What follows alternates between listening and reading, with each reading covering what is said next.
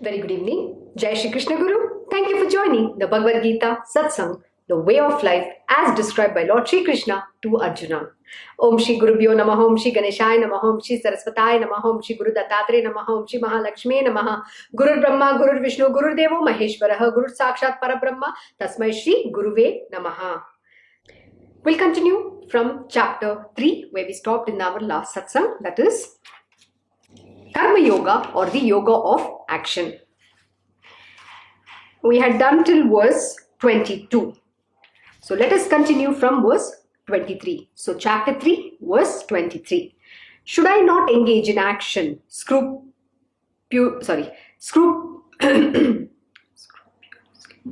I not restart? No, yeah, just okay. Chapter 3, verse 23. Should I not engage in action scrupulously at any time, great harm will come to the world. For Arjuna, men follow my way in all matters. So what is Lord Shri Krishna teaching here? You know, in the last verse, he said something very interesting, and that's where we ended our satsang. So let me do a quick recap. He says, Arjuna, there is no duty. Before that, he says, for whatever a great man does, that very thing other men also do. Whatever standard he sets up, the generality of men follow the same. So he's telling Arjuna that, it is important that we set an example. And after that, he says to Arjuna, there is no duty in all the three worlds for me to perform, nor is there anything worth attaining, unattained by me, yet I continue to work. This is very, very profound. I gave you way too many examples, especially about my Krishna Guruji himself. So what is Lord telling here? That when you are born on this planet Earth, you must work. There is nobody on this planet Earth who says, I will not work. Everybody has to work, at least to even maintain their body. They still have to do their duties. So he's saying great men set example. Likewise, Lord Shri Krishna is saying, though he is the Supreme Personality of Godhead, yet when he is manifesting on this planet Earth, even he has to work. There is nothing for him to achieve, or there is nothing unattained by him. He is the master of this universe. Yes, yet he performs his duties. So he's giving further explanation to Arjuna why it is so important to do so.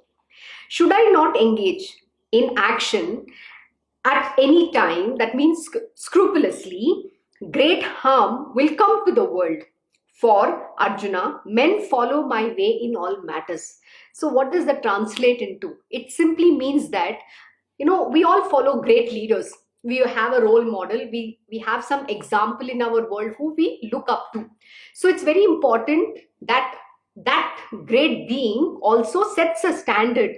Why? Because the world is following him. He's a role model. He's setting himself as an example so that the world can also follow. Otherwise, what happens? They'll say, right, look, he is only not doing anything. Why should I do? Our leader itself is a lazy person. So what makes him tell that, no, we have to work. So that is how a human mind or our inherent nature will make us to speak. So we'll stop performing our own actions as well. So he's saying, should I not engage in action scrupulously at any time? Great harm will come to the world. What happens? If Lord himself doesn't do the work, great harm will come to the world. Why? Because the world is following him.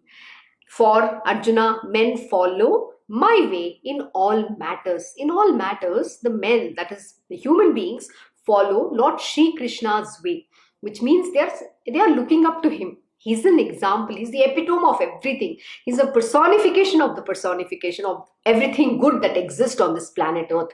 So he sets himself an example. A standard is set by him so that the world also can follow him and do their duties righteously. If I ever cease to act, these worlds would perish. What is Lord Shri Krishna saying? He's saying if ever he he ceases to act, he stops performing his duties, he stops acting, acting in the sense you act, you don't do your work, these worlds would perish. What will happen to the worlds? They will perish. Nay, I should prove to be the cause of confusion. So why should Lord Shri Krishna be prove to be the cause of confusion and of the destruction of this people? So he's saying, I don't want to be the cause of confusion and also the destruction of this people. So I work. I don't want to confuse. I don't want to bring any doubts in their mind. See, most important lesson over here, you know what?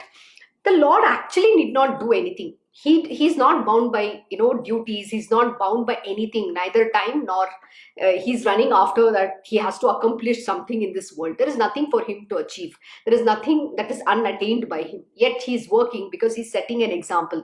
The world looks up to him so that they also can follow a great being. So when they look up to him, so he is expected to perform. It is an expectation of the world. It's not that the Lord has to do anything. It is our expectation that my God is the greatest, my leader is the greatest. I want my leader to do this. So we have already have a lot of expectations from that being. See, that position demands that. And also in our mind, we have always believed we're smaller than that leader. Why? Because we've never looked upon us as somebody great. In the sense, it's not about egoistic saying that I'm great. No, we have set ourselves, in that level. In the sense, we have to be driven. Whereas in case of the Lord, he's self-driven. He is the master of this universe. So who has to drive him? There is nobody to drive him. But you take the case of Arjuna, the Lord has to drive, he's a charioteer. And he's telling Arjuna, please lift your bow and arrow and shoot. You have to fight the battle. You cannot say, no, I don't want to fight. Doing your work is a must. Duty is a must. Performing karma is a part of our life. This human bird's existence. We cannot say, I don't want to do. Have you ever seen people in this world who will say, I don't want to do? This morning, my Krishna Guruji was teaching something very beautiful. He said today, a lot of jobs are getting automated. Automation has come into existence, especially due to pandemic. Pandemic has enabled automation. So the digital transformation is happening in every company. Everybody is focusing on the digital thread journey. You know why? Because they want to automate some of the mundane tasks where the human intelligence can be used for better, jobs. The skills or capabilities can be used for the growth of the company and the individual, where they need that high level of human intelligence. Why should a human being's knowledge, talent, that intelligence be used for doing a mundane task? Please ask yourself. And people sometimes perform in a very relaxed attitude, and people just quit and go away. And then for the organization to find another resource and to train them and ensure that that person is performing and giving them that output takes another long time. So who's losing out? The company loses out on its business, on its investments and everything. So today the company doesn't have time to wait. We don't have that cycle period, that we say that cycle time of trying to hire a person, getting that person skilled, trained, enabled, everything, so that the person can give the company that productivity and the output that is expected from that individual. So they don't have the luxury of time today. So they have to move towards automating some of these tasks. So what does that mean? It means improved productivity and efficiency, cost reduction and value and impact to the business and the customers, which means I am able to adapt to the changing times. I'm able to, go to market in a faster turnaround time. And also, I can test fast, fail fast, win and move on. We don't have the luxury of time today. So these advancements are coming in our world. So how do you become relevant? My Guruji was telling, everybody has some capability in them. We say the God-given potentials, the capabilities, all of us have. What is that one thing you're known for? So we have to enable that individual in that field, in that God-given capability for which you are known to be. You will excel if you enhance that, bring out that capability that is there within you. And that is the path, and that is following the path of Swadharma, that is serving the purpose of your existence, following the path of dharma, that is righteousness. That is what we teach, that is what we learn. So my Guruji was teaching us that how it is important that every human being finds a relevance. They want to be relevant in today's day and age. And how do you become relevant? That is very important. You need to ask yourself, how are you relevant in the job that you are doing, or are you relevant in the place that you are, whether it is home, work, outside, wherever you are. So relevancy is very important. You want to be felt relevant. Sometimes if you're working in a team, say example in an organization, imagine there are 5 people and the 2 people who are doing some of the task and there is 3. They're just given some mundane task and then nobody even cares about them. Nobody asks them. But that 3 individuals also want to be a part of that team activities. They want to be felt relevance. Can you just ignore them? No, you can't. You'll feel miserable. I've been in that position many a time. Sometimes you're put in a position where you end up not being able to do much, because your capabilities are different from that particular job which you are in right now. But you have to do the job because you've been given the task, not because you chose to do that job, but you have no choice. You have to do. At that time you go through the conflicting, trying to understand the conflicting views within your mind. Am I relevant here, or am I doing the right thing? That's when you start questioning yourself. You have self doubts, all that comes about. And what happens when you get into that mode? You don't feel useful enough, or you feel your talent is not being utilized well, or your capabilities are not being leveraged properly, and you feel you're irrelevant. And that, it's very dangerous to feel like that, because your productivity will come down and you'll say, oh, anyway my company doesn't care about me, so what am I supposed to do? And then you will be a very unhappy employee, or whatever you are not going to be happy over there. And then what happens? If you are not happy, you can't perform, and then you'll try to look for another job, and the cycle continues. So what happens is that for every individual, we have to ensure that they find their relevance, and which means even the organizations should also understand why they're hiring and resource. And we say, when you do an hiring, you need to make sure that you're fitting that individual in the right job.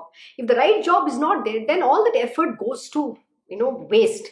And imagine how much money and time has been wasted on all of this cycle. So that is something that we need to avoid, those kind of pitfalls. So doing the duty that will enable us to be too good, following the path of our karma and serving our purpose is quite important. So coming back, the reason I was telling this is, today Lord Shri Krishna says everybody has to do their duties, and we have to find relevance in what we do, which means God-given capabilities are there, and how do you put that to use to the best of your ability is very important in any task that you undertake. So Lord Shri Krishna is telling here, if he by any chance stops to act, then these worlds would perish, and then he would become I should prove to be the cause of confusion and of the destruction of the people. So why should he become the cause of confusion and destruction of the people? He doesn't want to. So he's setting that standard. He's setting an example so that the world can follow. Imagine, men follow great leaders. So to be a great leader is not easy. First, we have to learn the qualities of what it means to be a great leader. In fact, Bhagavad Gita, in this, he's also teaching how you can apply the same teaching in your material world, especially in a leadership and a management. How do you position yourself as a great leader? That is what it means here. See, the same knowledge can be applied both in your spiritual, personal, and your professional world. It is how you take that lesson and apply the same lesson. Bhagavad Gita is a very beautiful scripture. It is teaching the way of life. It's giving you the life lessons and how do you become the best version of yourself. And, whether you're a great leader or whatever that you choose to become, how do you become the best in that field is what Lord Shri Krishna is teaching. So, Arjuna, as the unwise act with attachment, so should the wise men, with a view to maintaining the world order, act without attachment. This is very, very profound. He's saying, Arjuna, as the unwise act with attachment. So, how does the unwise act?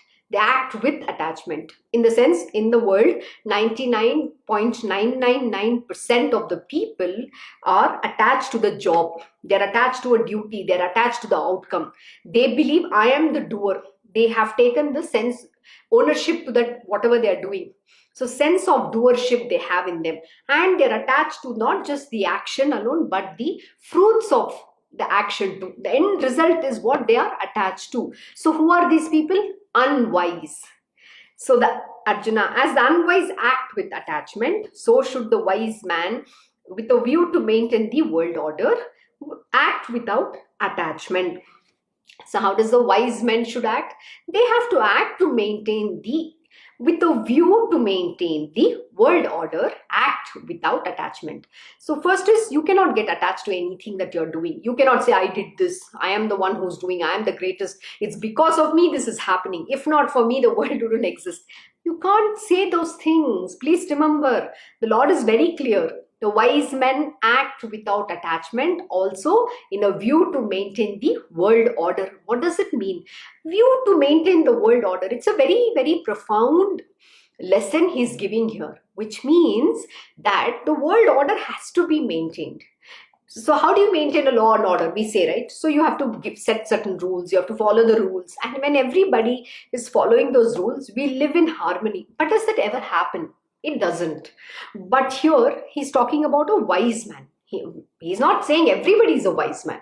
Hardly anybody, there are hardly few, handful of them. So he's saying this wise man, with a view to maintain the world order, act without attachment. They are not attached to anything. Like my Krishna Guruji, he's not attached to anything. See, it doesn't matter for him. He has the, I don't know, I can't even use the word highest. Even that is very small if I have to describe the level of patience he has. My Guruji will say, I very patiently wait for people to act. That's a very profound lesson, and that's a hard-hitting lesson. It seems, even the way he puts it across seems, okay, he's got too much patience. But when you go deep to understand the words that he's talking about, is very profound. He's saying, I just wait for people to act. And you need a lot of patience. And that's one of the mark of the greatest leaders. And remember, beyond Sri Krishna, Lord Sri Krishna, there is no great leaders in this world. He is an epitome of everybody. He's a representation that exists. So, we follow such being. So he's saying, men follow my way in all matters. So we look at him as an example. So I said, I want to aspire to be just at least a tiny speck of him. Tiny speck, that's all you can live. You can't even become, you have to only strive to perfect, but you can't become perfect because there's only one perfect being, and that is Lord Sri Krishna. So my Guruji will tell us, he'll say, I'm waiting patiently, because I have no issues in my world. I'm the time, and then I can keep coming back again and again. But in your world, the clock is ticking. It doesn't stop. You can't compress time. That's because we expand time. We take a long time to realize. We take a long time to do things. We don't do things in time, and then nothing is going to happen. Then we are always going to be whining, complaining, cribbing that in my world nothing happens. The God gives everybody else. He doesn't give me. It's very easy then to blame the God for everything in our life that's happening, that's not going right. So this is what we end up doing. So why should we do that?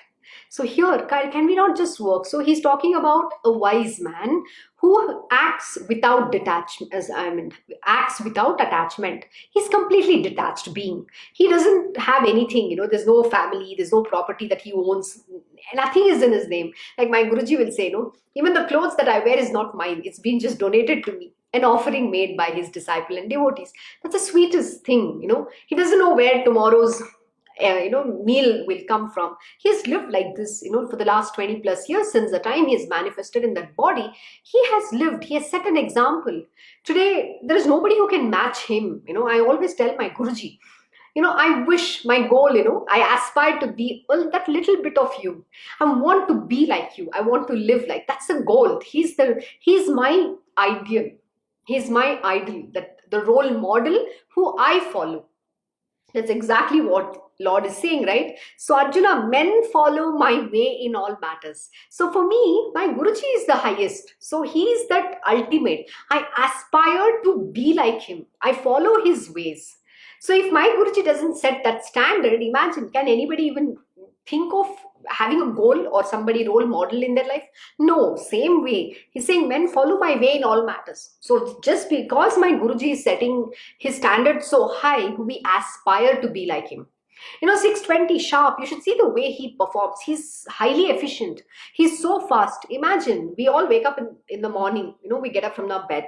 It takes a lot of effort for us to first wake up, open our eyes, do our morning ablutions, and then go for a walk, do your exercise.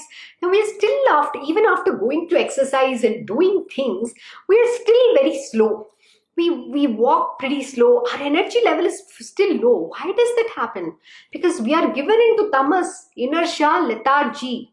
Tamasic guna tendencies are so ingrained in us because we don't push ourselves, we don't drive ourselves that we have to become efficient.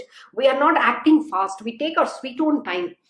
We are in that stupor, the state of stupor. Imagine early morning you feel like this. How does it work? You should look at my Guruji. He's highly charged, he's highly efficient. I just at times I'm so awed. I'm all inspired by him. It's amazing. I always keep telling him, I need to read like you voraciously. And he will read 8 hours in a day. How much of activities he does? While there's nothing for him to attain. That's exactly what Lord Shri Krishna also is telling. And yet he performs his duty so beautifully well. And here we deter, we stumble, we fall, we fail 100 times. We can't do one small simple task also efficiently. Where is the question of leading the world? First, we have to make ourselves that strong, that capable. We cannot say that, I don't know how to do this, I don't have the knowledge. We can't say that. Everybody has the same capabilities. We say, no, God lives within us. All the weapons, the tools, everything is within us. But we have not empowered ourselves. We believe that, no, we can't do. We have already negated. Our mind has told, no, you are incapable, you can't do it. Because our mind doesn't allow us to rise above. That is the sad part. So what is important? It is important that we understand our own potential. And see, most important, if you have a goal, you need to reach there. But you have to have the every day you have to put in that effort. You have to be consistent in that approach and then go towards that goal of yours. But if you're not disciplined and if you're not consistent, how will you achieve? And what is an example that you're going to set for your future generation? Imagine, the world is heading fast towards the destruction. So how do we lead the world? How do we lead people around us? See, today we need great leaders. We need more leaders. It's not about you becoming just an ordinary person or an employee. My Guruji will tell, don't we have that salesperson mentality. Sometimes, it's not degrading a sales being. My Guruji is the greatest salesman, but it's just that we shouldn't be that. We have to aspire to become big. That's what he meant. He means strive, think big, have the big picture around you. Why are you only dreaming about small stuff? Have a grand vision. Why can't you think like that? He always enables us or empowers us to think big. That's the motivation he gives. He inspires endlessly so that we all can get that inspiration from him and choose to do something with our own life. That is the reason why the Lord does that. So, a wise man, he acts without attachment. My Guruji is not attached to anything. Like I said, 20 plus years. He doesn't care about whether, if you as a student are learning, not that way. What I mean is that he does selfless action. He strives hard with all the conviction that he will be the best teacher and imparting that knowledge to you. At the end of the day, see, he can only be a best teacher, but you have to be the best disciple to imbibe that knowledge, to, to contemplate on that, then use that knowledge and apply in this world so that you can grow in your world. But if you don't do that, can you blame the master? Can you blame him? But you know what? My Guruji is the greatest. I'll tell you why. Because he ensures that you learn and he'll drive you up the wall every single day, every single moment. He's not going to give you a break. He'll ask me, what is the news today? Today morning, what is the biggest thing that's happening? He's like all-rounder. Like, how do you keep up like this? How do you keep up with the world? It's amazing. And first of all, he's just a divine being. He doesn't even have to know anything, but he's a master of all subjects. He can talk to anybody at their level and give them guidance and show the path. And that is who he is. But if we don't strive hard to achieve that, how can we become the best version of ourselves? My Guruji is never going to teach us expecting something out of that. He's not even expecting that I perform. Because if he'll say, if I expect that you're going to perform, but that is my expectation. I can only push you. But at the end of the day, the doership only rests with you alone. You alone can do that. But I will keep pushing you. Not with an expectation but without an expectation, and also without attachment. See, because every master's dream or a goal is that their disciple and devotees, their students perform very well and they have to be known in the world. That's their aspiration. But he'll say, I cannot have any expectations from anyone. That's the most beautiful thing. So he's not even attached. So wise men are not attached to anything. They're not attached to their duty also. Because as a teacher, everybody will expect, right? Neither is he expecting you to give him a fee for what he's teaching. No, you're not paying him anything. At the end of the day, he just does his action selflessly. So selfless action is what is being taught here, and not get attached to anything at all. See, we believe, okay, I'm going for a meeting, I'm meeting a client, and I expect that the client is going to give me a business. That's my stupidity. My right is to work alone. I have to be the best in that meeting. Make sure I sell hard and ensure that the client is very pleased. But at the end of the day, I cannot go with an attitude that he's going to give me the check, the PO or whatever the order is. I can't go with that. My goal is to ensure I perform. Planning is a must, and having the best strategy, having the best plan is a must, and go give your best shot at it. But don't have any expectations whether you're going to win that deal or you're going to lose that deal. That result is not in your hands. That is what Lord Sri Krishna has been teaching Arjuna. So let us continue. So wise man established in the self should not unsettle the mind of the ignorant attached to action. This is a very important verse. But should get them to perform all their duties, duly performing his own duties. Wow, that's very powerful. What is he teaching here? He's telling Arjuna, a wise man established in the self. So what is wise people? They are already a self-realized beings. So they are established in their self alone. They should not unsettle the mind of the ignorant attached to action. So he's never going to unsettle. Unsettle means he's not going to tell that person, no, you should not be attached to the action. He's never going to say that. He's just going to teach only the select few this spiritual truth. But in the material world, to the 99.99% of the individuals, he's not going to unsettle the mind of the ignorant people who are attached to action. On the contrary, what he does? But should get them to perform all their duties, duly performing his own duties. That is so beautiful. So what is he saying? We have to make this world, all the people in the world, to perform all their duties. And while performing his own duties, and he's going to tell the world, look, I am also doing, you all should do. He's never going to unsettle the mind of an ignorant being who's attached to action. He will never tell them, no, you should not work, you should not act, or you should not be attached. He will never tell them. This knowledge is only for select few. Please remember, the Nishkam karma is not everybody's capacity. It's not everybody's cup of tea. This knowledge is going to come to only those who are chosen to be on that path. Only the spiritual aspirants and seekers, or those who want to be on the path of spirituality, not everybody else. And when you have met your Guru, rather than when your Guru has found you, and then he instructs you, he puts you on that path and says, now you do this, do that, and he gives you that knowledge. Only then can you apply that knowledge and move on. But how does he behave in this world? That's a very beautiful lesson which Lord Sri Krishna has taught. He's saying, a wise man established in the self should not unsettle the mind, should not disturb the minds of the ignorant beings attached to action. Everybody, you take normal, even your own parents, your kith and kin, whoever it is, they all wake up in the morning, oh, I have to go to a job, I'm the breadwinner of the family, I need to pay my, children's school fees, there's a huge bill, EMIs, they're attached to their action. They are driven by, an end result. They have a goal that I want to make money, I need to do this, I need to do that. There is a reason. Why? Because they have to reach somewhere. And they are attached because of their ignorant being.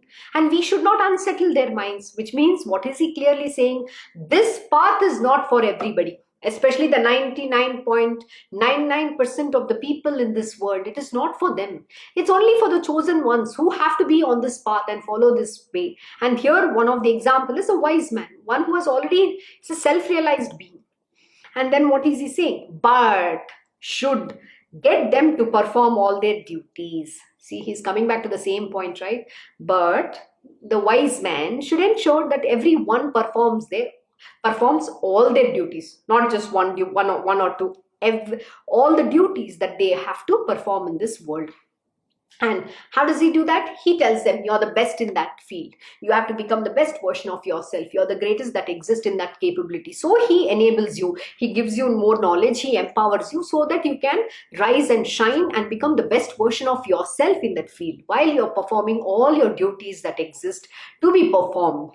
And while duly performing his own duties as well. Whatever the body, the wise man's body has the duties, he will do his duties while performing his own duties. So nobody is exempted from doing their duties. Please remember, Arjuna cannot say, I will not fight. You and I can't say, I'm not going to work. I don't want this. I don't like this. We don't have a choice. We have to work. So next he says, in fact, all actions are being performed by the modes of Prakrti, primordial nature. The fool whose mind is deluded by egoism thinks, I am the doer. Oh my God, we finally have arrived to that point. So what is Lord saying here? He's saying, in fact, all actions are being performed by the modes of Prakrti, that is primordial nature. Please remember, we are all driven by our nature. We say, right, we have an inherent nature. The moment you're born, you have been given that nature. Why? Because you are supposed to perform the duties in your life. So he's saying, in fact, all actions are being performed by the modes of nature. What are the modes? Which is Sattva, Rajas and Tamas. The modes of Prakrti. That's the modes of nature, which is primordial nature. And we say, you're either in the Sattva, Tamas, Rajas or Tamas. So we fall in any of these three categories, and that nature drives us. So if you're a Rajasic person, you say, I want to do this. I am the one, I'm the greatest. I've done this, I'm doing this. I want to do this. I want to go to space. I want to go to Mars. I want to do this. Oh my God, endlessly. But you'll have the what is he saying? The fool whose mind is deluded by egoism thinks I am the doer. But they will have the sense of doership, that I am the one who's doing. But what doesn't realize is that it is he who's not doing it.